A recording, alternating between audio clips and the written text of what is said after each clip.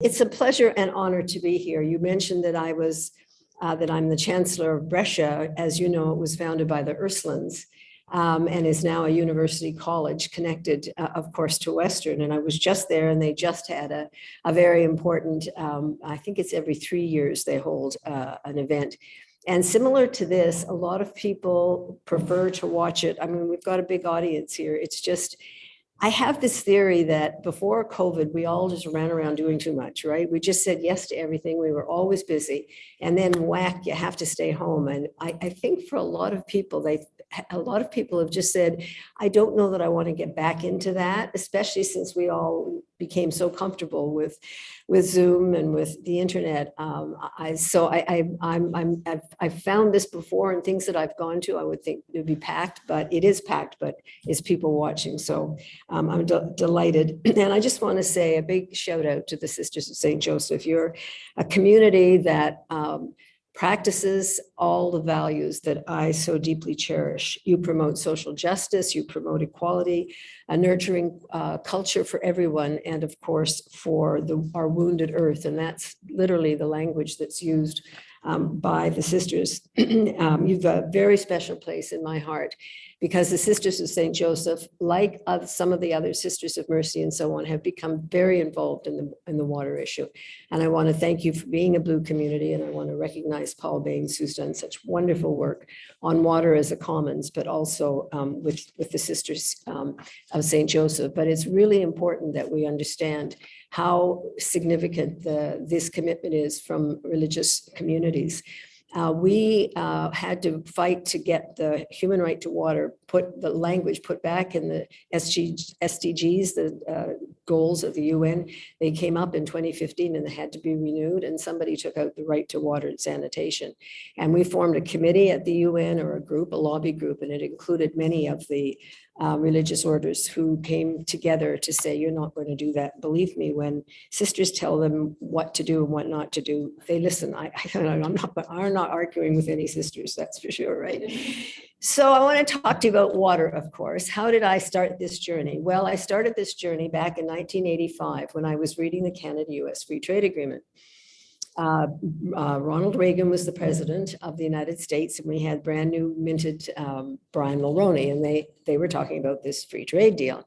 And I was worried because I came out of the women's movement and the human rights movement, basically, and I was worried that our social programs would be compromised potentially. And I was sitting one day reading it. I read it cover to cover. And then I looked at the annex at the end, and the annex basically listed all of the goods that are going to be covered by the discipline of the free trade agreement, which basically means governments take your hands off. This all gets decided by the market. There was water in all its forms, including ice and snow. And I thought, what? How could water be a tradable good? I don't understand. And then I realized, I thought, yeah, but we're fighting two massive proposals and many others in the works. But at the time, there were two major proposals to export Canadian water from Quebec. One was from Quebec, it was called the Grand, and the other was from the West, and it was called the Nawapa. And we fought very hard, and there were referendums and polls done as the governments realized this was going to be too dicey for most Canadians. But when I read that water was in a trade agreement, I realized that this was deliberate. And I mark my words, we're going to start hearing again about bulk water exports of Canadian water to the United States. But that started me on a journey, and it taught me a whole lot about water, which a little of which I'll share with you. First, before I do, four sort of really important things I learned, I do want to make a distinction between water and climate change. Climate change caused by greenhouse gas emissions is absolutely impacting water in a negative way. There's no question. It warms the lakes and rivers, which evaporate too quickly. The glaciers are melting and so on. But we think of that. And when you see many reports about drought, you'll read it's a terrible drought caused by climate change. Maybe, but maybe that's not the principal issue. Maybe the principal issue is the way we've treated water. And that is we have diverted water from where nature, the creator, put it for a reason. We're polluting it. We're damming our rivers to death. We're using terrible watering methods for industrial agriculture and so on. And I just want to pose to you that not only is water a victim of climate change and climate crisis, it's one of the causes. And the protection and restoration of watersheds is one of the ways that we're going to deal with it. So I just want to make that distinction, because I see it in the news all the time. I even see it with scientists and environmental groups saying everything with water is related. And I've had people say, oh, just stop the greenhouse gas emissions and everything will be fine. And I promise you we could do that tomorrow and we would still have a water crisis. So the 4 crises, one is ecological. There is no question that we are a planet running out of clean, available fresh water. We learned in grade school that that wasn't possible, that there's this hydrologic cycle with this exact amount of water and it goes around and around. But let me tell you, the demand, it is true, that is true, there's that much water and it is finite, but the demand is going straight up and the supply is going straight down. When you see the charts from the United Nations and other institutions studying this, it's startling. Only about 3% of the planet's water is suitable for drinking, and most of that's locked in soil and ice caps. And as I say, we're damming, diverting, polluting, and over-extracting our groundwater to death. We just pull that groundwater up as if it's never going to run out. And I can promise you that's what's happening in California. It's not just the melting snowpacks from the mountains there, and it's not just a heavy industrial agriculture, it's the pumping of the water. Because the local hydrologic cycles need both vegetation and water, and if you remove one of those, then the rains don't come back. And that's what happened in the 1930s in North America. We knew then and know now that they cut down the prairie grass too fast and the topsoil dried up and blew away. And then they said, coincidentally, there was a terrible drought. And now they know, this has been verified by a number of scientists, that it's not that there was a coincidence of a drought. What they did caused the drought. If you take down the grasses, prairie grasses, and you have just soil, the rains do not come back. And this is one of the concerns we have with the terrible destruction of the Amazon and so on. So global use is growing at double the rate of population. So when people say it's population, it really isn't per se. It's the way we live, how we use it, what we do with water, and how we treat it. 2/3 of the world's population already lives in water-stressed areas of the world. And the global south, I mean, I just give you a scattering of statistics. 22 countries in Africa are slated to run out. They're talking about the Horn of Africa, 20 million on the brink of disaster from the drought. 21 major cities in India are running out of groundwater. Chile is experiencing the most severe drought in its histories as its rivers and groundwater are drying up.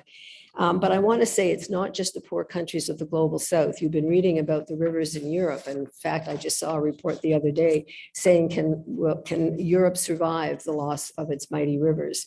The Danube, the Po River in Italy, the Rhine in Germany. Germany has so much water, but people forget, and same with Switzerland, that comes from the Alps. And as that ice is melting, their water supply will also be in crisis.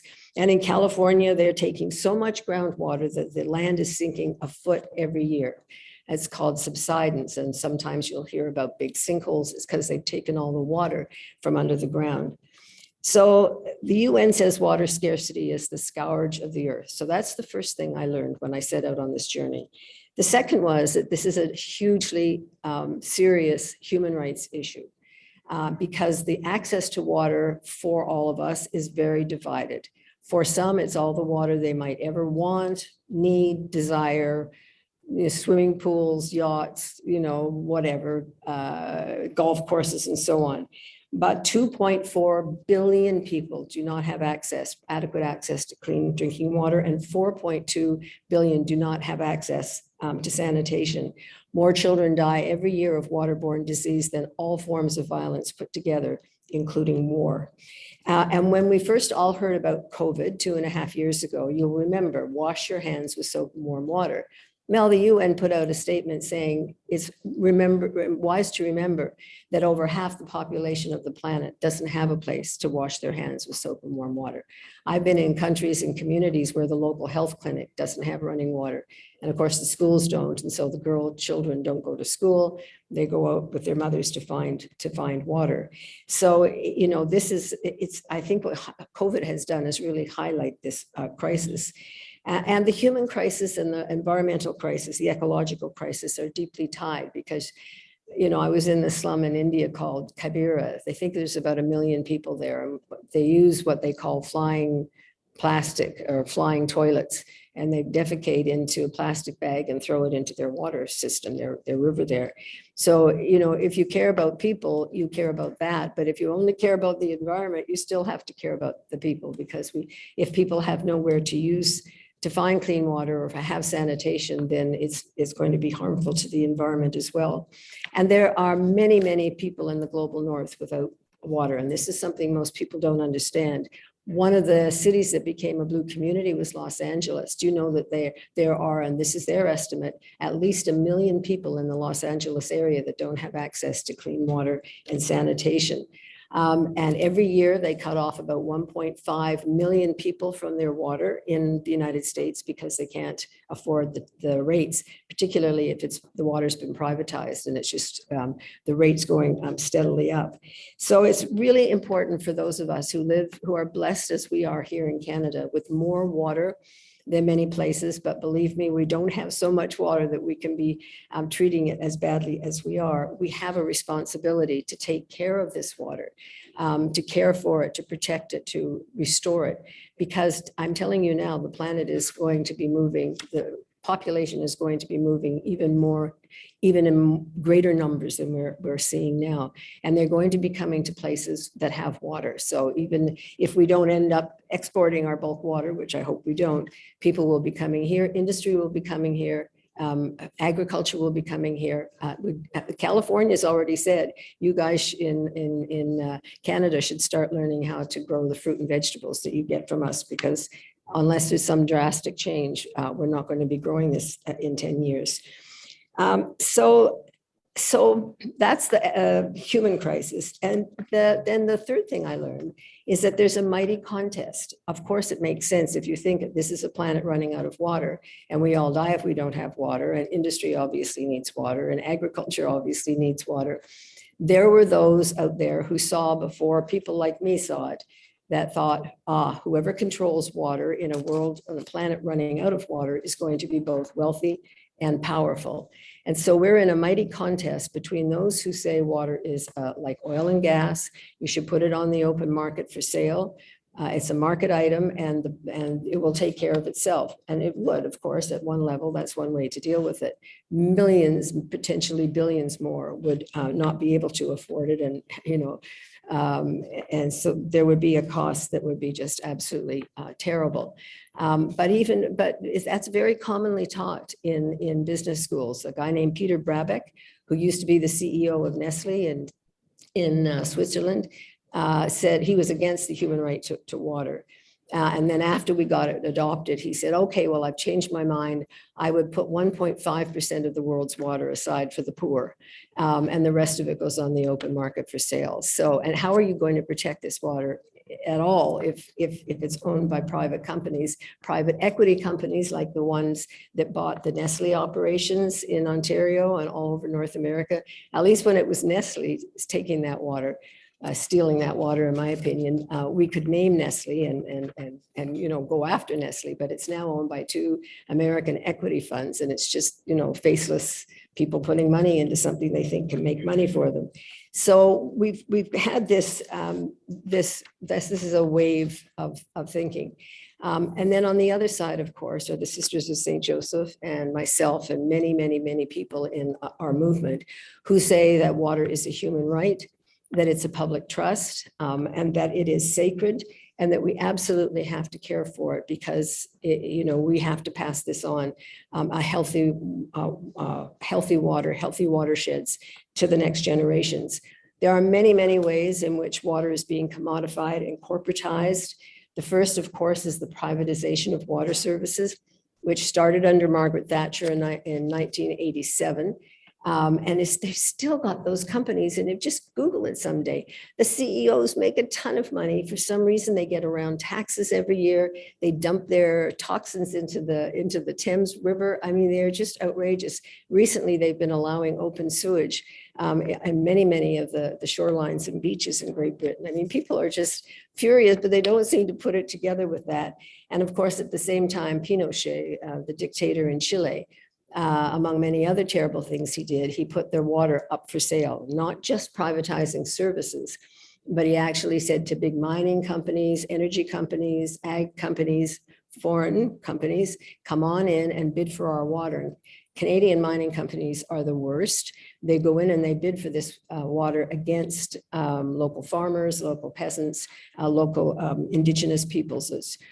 So those were the kind of the extremes. Well, then along came the World Bank and said, this is a good idea. So they started making privatization a condition, what they call conditionality, of loaning or giving money to countries of the global south that needed funding for water infrastructure. And that's just been a huge battle.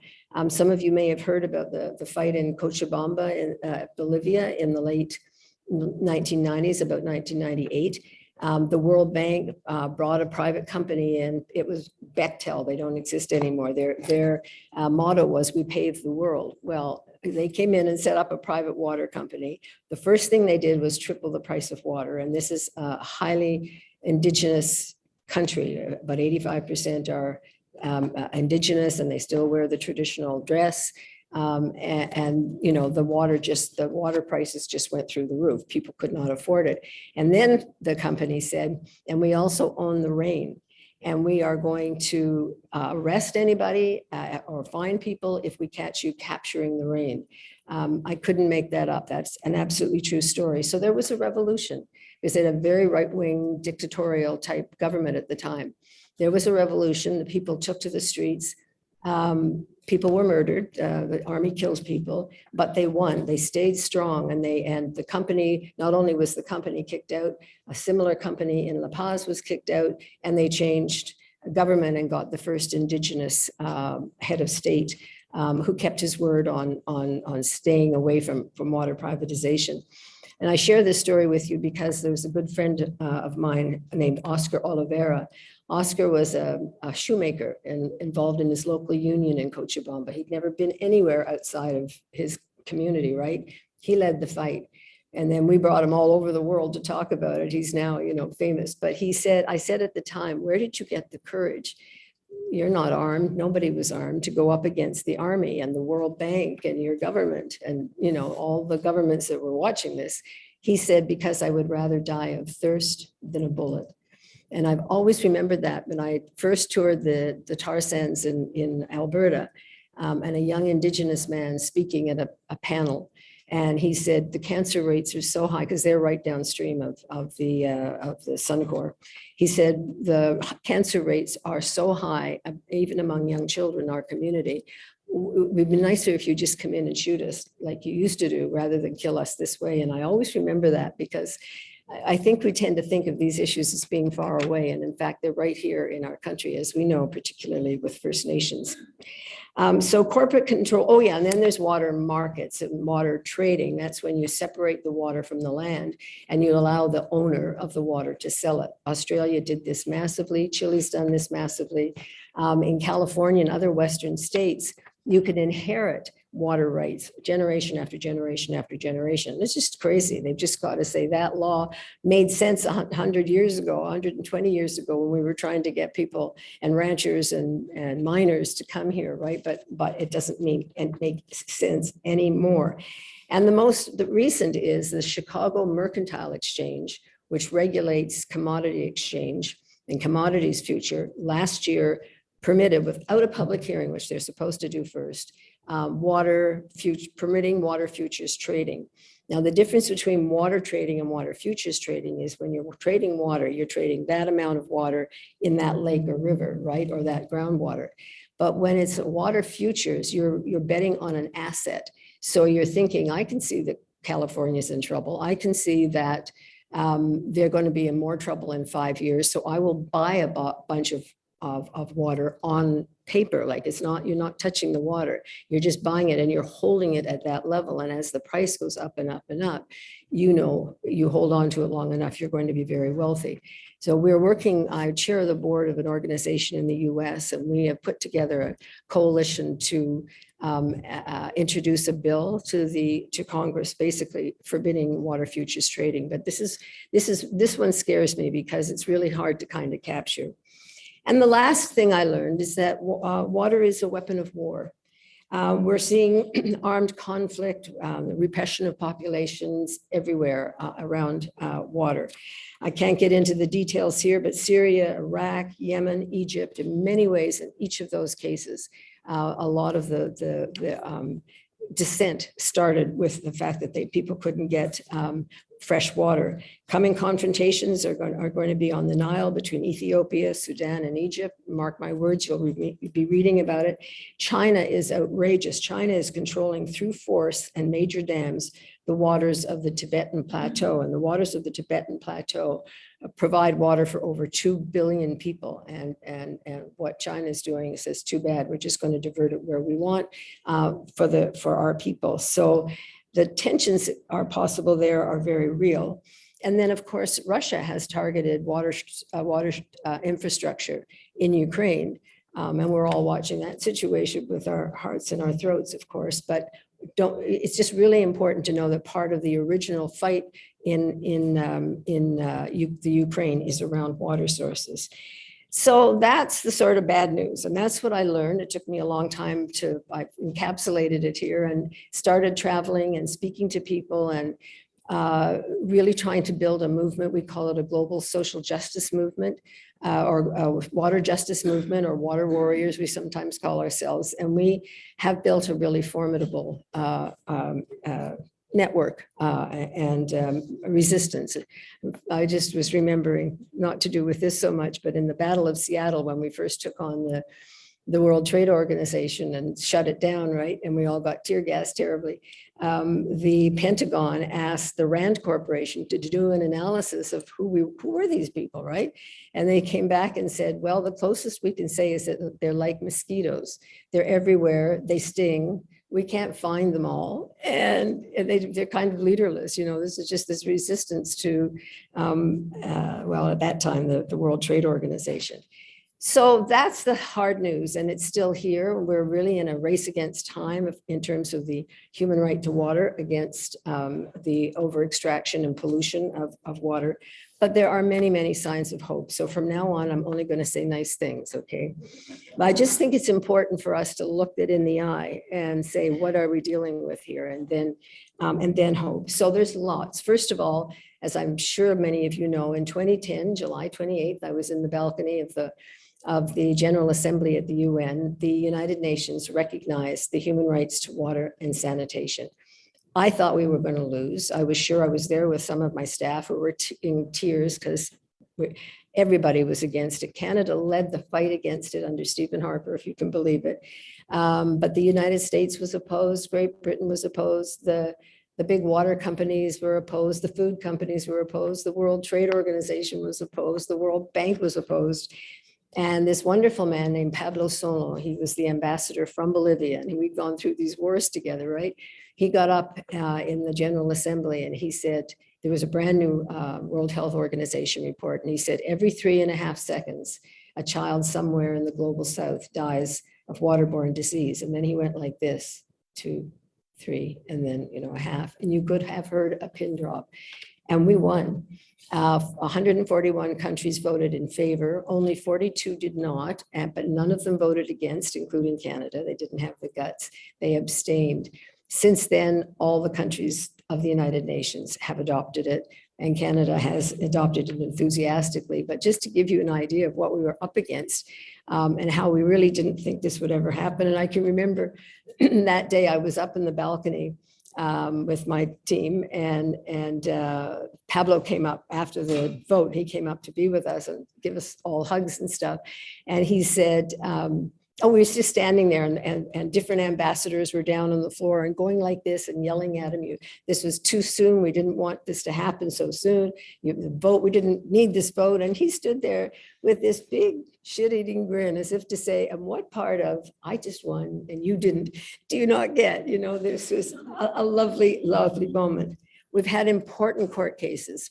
Kalahari Bushmen of Botswana had the government 2 governments ago, I guess, about 20 years ago, started taking the Bushmen out of the desert because they found diamonds there, and they also wanted to do ecotourism, and they didn't want people, they still use loincloths and spears in their traditional dress, and they thought this was an anachronism. So they pulled them all away, but people kept coming back. So the government covered up, destroyed their water boreholes. And they went to the courts, and the court said, you have the right to go back to the land, but they didn't overturn the government's right to decide what happens to the water. After we got this resolution at the UN, they went to the Supreme Court of Botswana and won. So it was a mightily wonderful example, and we have many in the book. So it's been a really huge fight. On the privatization issue, we have something like 340 some cities or towns around the world that tried water privatization and have gone back. And this is really, really an important situation for us, because this was a real win. And I loved Paris. Paris kicked the 2 private water companies out 12 years ago now, when their lease was up, and then they became a blue community. But they set up a public water company called Eau de Paris, which I just think is quite lovely. Their water is a lovely perfume, right? And they really promote public water. Like, they have advertising and they have events, and like they just celebrate Paris's clean water because they care. Another good sign is that we know that because COVID exposed the lack of sanitation and access to clean water in many places, a lot of aid agency money and a lot of funding from northern governments has gone directly into the global south to provide permanent sanitation. I don't have such a thing as a study on that, but I've got a lot of anecdotal information I've been collecting. And I just think, I'm not saying, anything about COVID was good, except maybe the reflection of what we learned around values. But this is a silver lining out of COVID.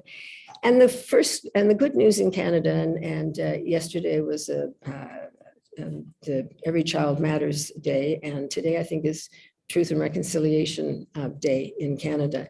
I deeply believe that Canadians, settlers, really want reconciliation with First Nations, are deeply, truly troubled. I'm not saying everybody, but the polls are very clear. In fact, there was a big poll in the National Post yesterday that said the Canadians have taken a real swing towards truly in favor of reconciliation. And one of those things is demonstrated by the fact that since 2015, there have been 135 long-term boil water advisories ended, which is really absolutely incredible.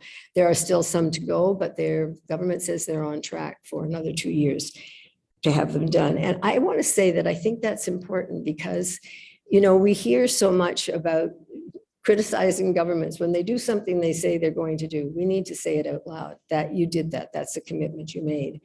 I also want to just say what made me really hopeful in writing this book is what I call the tsunami of interest and understanding about the need for biodiversity restoration. When they folks at COPs, the 26th, so that was the last one in Scotland, when they met, everybody's talking about biodiversity. There are many, many exciting issues. There are also treaties coming on methane, on coal, on protecting the ocean from deep mining. Very serious now move towards an international treaty on plastics, which we desperately need.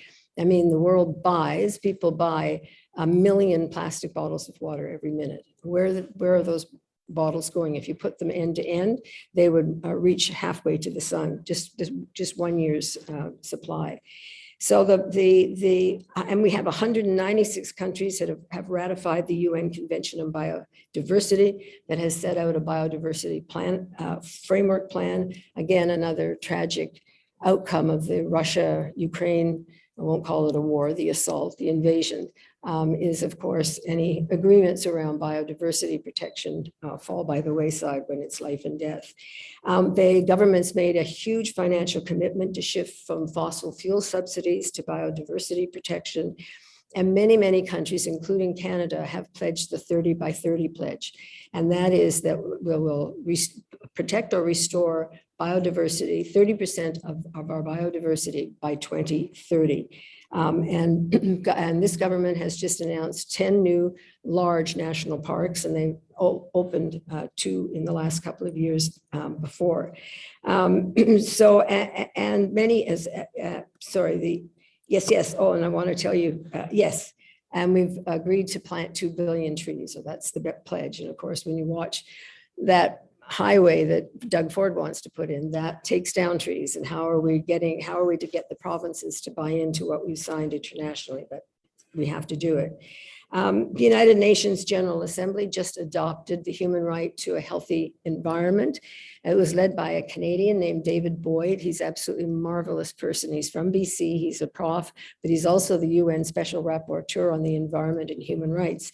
And David has written books on this. He's spoken all over the place. He works closely with David Suzuki and the Suzuki Foundation. And he just pushed and pushed and pushed, and he finally got the resolution adopted. And it's very important because he says that if you look through the lens of human rights at any environmental commitment, you strengthen that because we have human rights in our Constitution. So if something that's environmental is also considered a human right, it gives it more legal clout in the countries that adopt it. And many countries are working, and many communities, not so much countries, many communities, particularly First Nations communities, are involved with Mother Earth, bringing in law to protect nature, to protect the rights of nature. And in Canada, an Innu community in northern Quebec is working with the local communities to protect the Magpie River. And the Magpie River has now been declared that it has legal statehood. It's not personhood, we understand, it's a river. But the Innu First Nation that's been given the responsibility has set out, I think it's 9 or 10 things that must be fulfilled for the river to be safe, including no toxic spilling, no bottled water takings, etc. So that, to my mind, that's an enormously exciting development. But I just want to say a little bit about hope, because I wrote a book on hope. I found myself thinking about children. I've got 4 grandkids. One of them goes to St. Mike's now. And yes, and I've watched through their eyes when they hear about the planet only having 10 good years left, or the acidification of the oceans, or the 6th grade extinction. And they are learning all this in school. Nobody, at least in my experience, nobody's holding it back from them. And if they're going into environmental studies or whatever, science, whatever, they're learning about the damage that we've collectively done. And so I found myself wanting to say, well, what have I learned in all the decades that I've been an activist? How can I share hope? And so what I want to share with you now is what I learned. And that is that we have to stay steady, and we have to know that everything we do matters, no matter how small it might seem. And by this, I mean, I see people who feel helpless because they feel hopeless. So the hopelessness they feel, they translate into, well, that situation is hopeless. And that's not true. And I really wanted to dissuade us that we, from going from one to another, that there's nothing to be done. And I know I've sat with, postgraduate doctoral students who are brilliant, top of their class, going off to wonderful careers, who say nothing to be done. The earth is dying. I'm just going to have my life. And I think that's just such a cop-out. If you've been lucky enough to get where you are, we need your expertise. We need you to come back.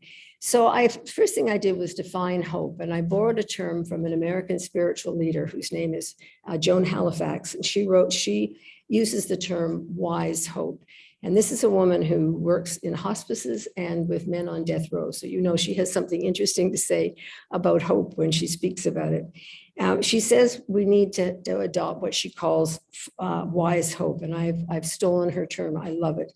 Wise hope requires us to face reality and not pretend all is well when all is not. Wise hope allows us to experience grief. In fact, wise hope says we should experience, we should let it in, we should not block it.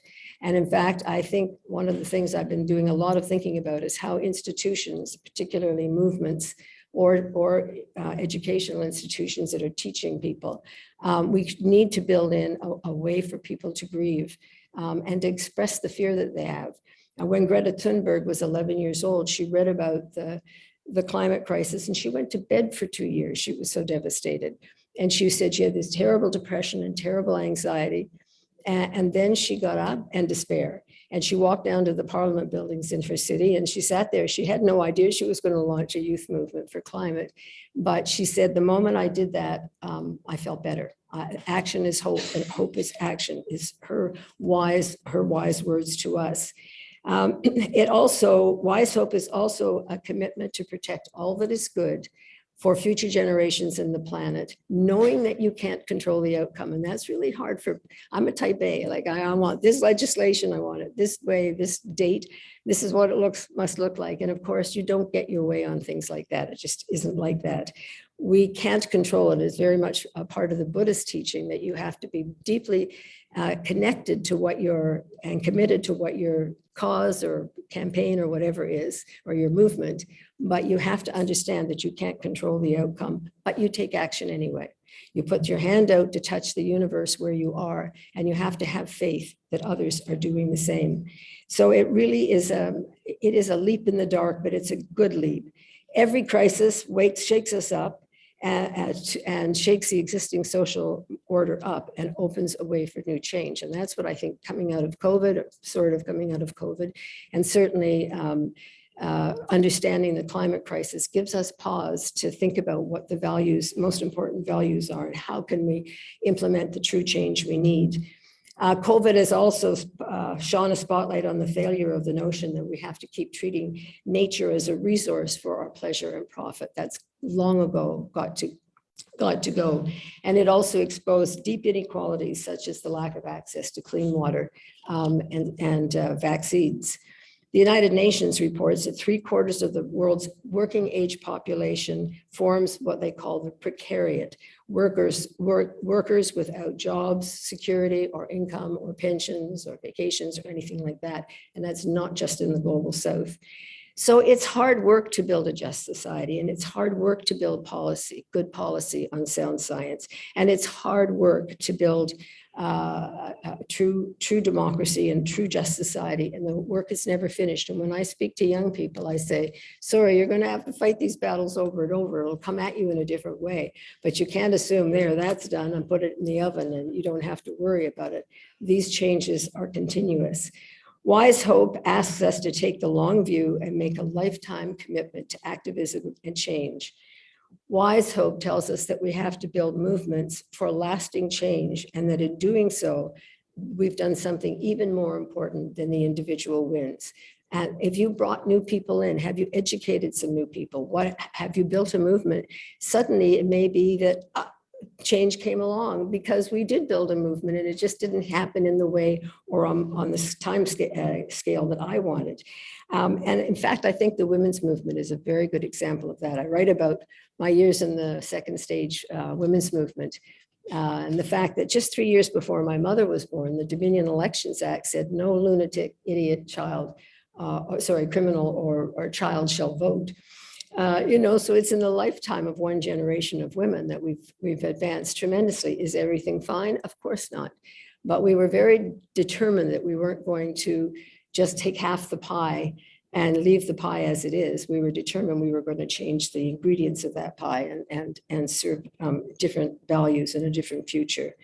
And so I'm going to end with this because I want to leave time for you to talk with each other and then for us to talk together.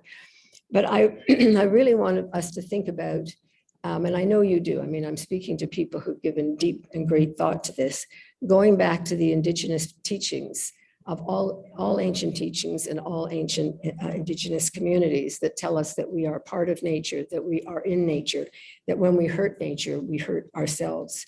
And that we need to be looking towards a different model than unlimited growth. And I would send you to, although I write about it in the book, so you don't have to do both, I guess, but a book called The Donut Economy by a British economist named Kate Raworth.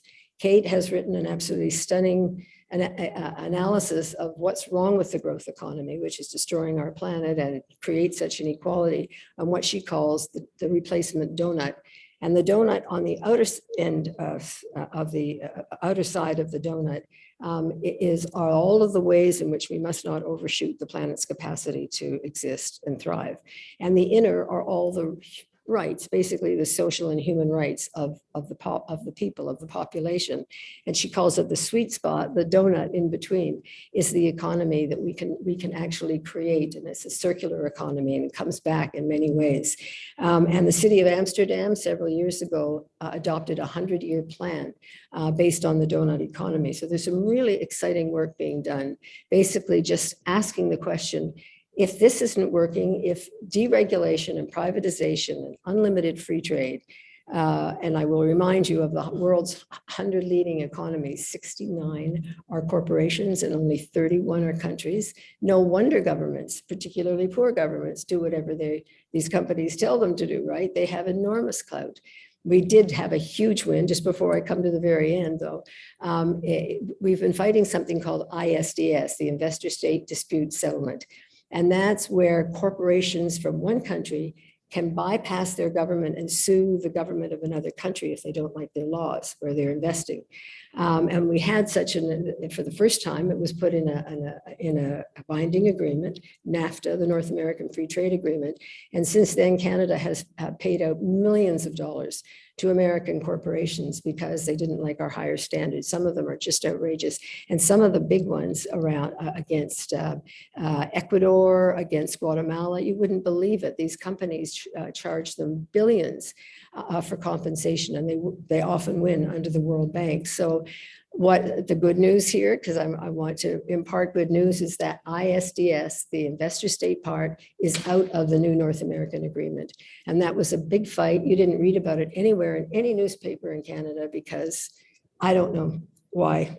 It's another talk one day, I guess, is the media, that we have to really go back to having reporters who care about labor and human rights and the environment and so on. I'm sure many of them do individually, but their newspapers don't. So yeah, many changes that we are needed. But I just want to say as parting final thoughts for now, and then we have a chat. We have to listen. I know I've said this several times now, to Indigenous voices, those who have mastered the art of living on the earth without destroying it. And I'm going to end with two gorgeous quotes. One is from Robin Wall Kimmerer.